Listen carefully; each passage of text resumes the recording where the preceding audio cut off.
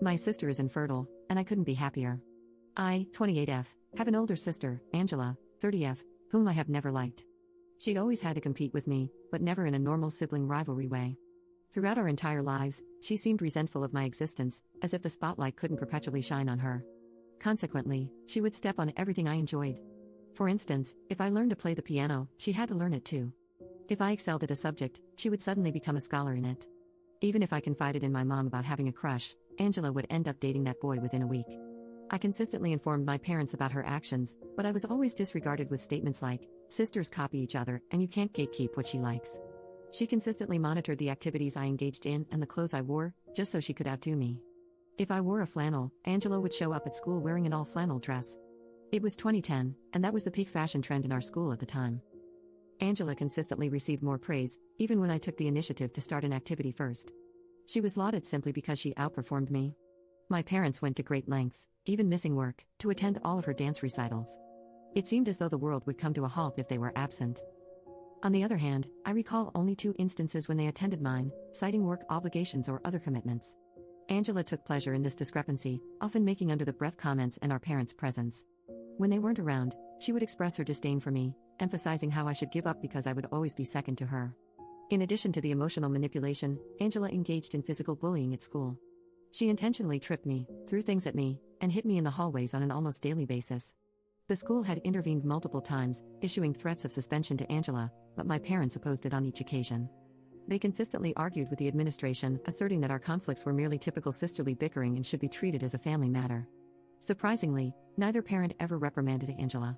In a peculiar incident, Angela was caught trying to impale a cat on the school fence, yet my parents defended her, dismissing it as normal teenage behavior. I frequently found myself in trouble because Angela would start crying, claiming that she was unfairly targeted by the school due to my provocations. On one of these occasions, Angela went to the extent of hurting herself to convince Dad that I was the aggressor. I became a pariah due to Angela's malicious rumors about me, so it was difficult for me to make friends. I resorted to only befriending people from other districts. Angela eventually made sure I had nobody by stalking them, befriending them, and telling all my friends lies about how I was favored by our parents and constantly bullied and belittled her. She even stole boyfriends of mine doing this, convincing them I was horribly mean and an awful person who copied her every move. Once, she catfished me on MySpace for 4 months and baited me into sending her revealing pictures of myself, which she proceeded to send to my parents and everyone in school, including teachers. Later on, she told one of the boys I liked that those were actually her pictures and I had catfished her.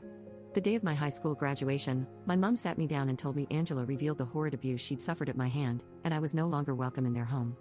After moving out the next day, my parents made very few attempts to communicate with me, only the occasional holiday and birthday text. All financial aid also abruptly ended as soon as I stepped foot on campus. I met my now husband shortly after this, and we were married within a year. They did not feel inclined to attend my wedding or even congratulate me. I informed my parents when I had my first child 8 years ago as an opening, but they have made no attempt to contact or meet any of my 3 children. The best I know of Angela now, from what I've heard, is that she got married to one of the boyfriends she stole from me in high school, and she's been posting about her infertility issues and how she can't offer my parents their first grandbaby. As if any of my children didn't count. After years of silence, I received a text at 8 this morning from my mother that I will copy and paste below. "Hey, my name, it's me, your mama. We haven't talked in a while, and I surely miss you terribly. I wanted to let you know your sister just had a miscarriage earlier this week.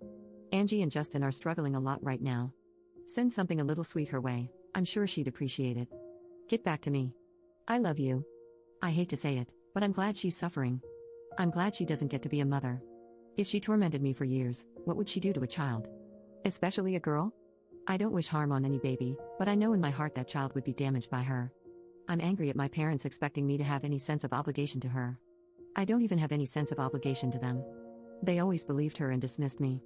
I was always the problem child, and it's strange how my mother can be so warm to me when asking me to do something for my sister. Also, the fact they cared more about my sister's now gone fetus more than my actual children, who wonder why they only have one set of grandparents. I feel some sort of guilt for it, but I refuse to offer any condolences to my destructive, narcissistic sister who has been justified in her bad behavior since birth. Maybe this will change her, help her develop empathy or any type of emotion that isn't hate or vindictiveness. If that happens, I would be more than willing to offer support, but until then, I feel nothing but a small inkling of happiness that she's hurt.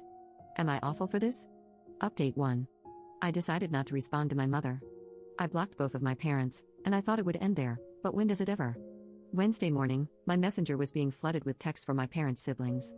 Most of the messages consisted of me being told I needed to answer my mother's calls and how callous I was being. I proceeded to block all of them as well.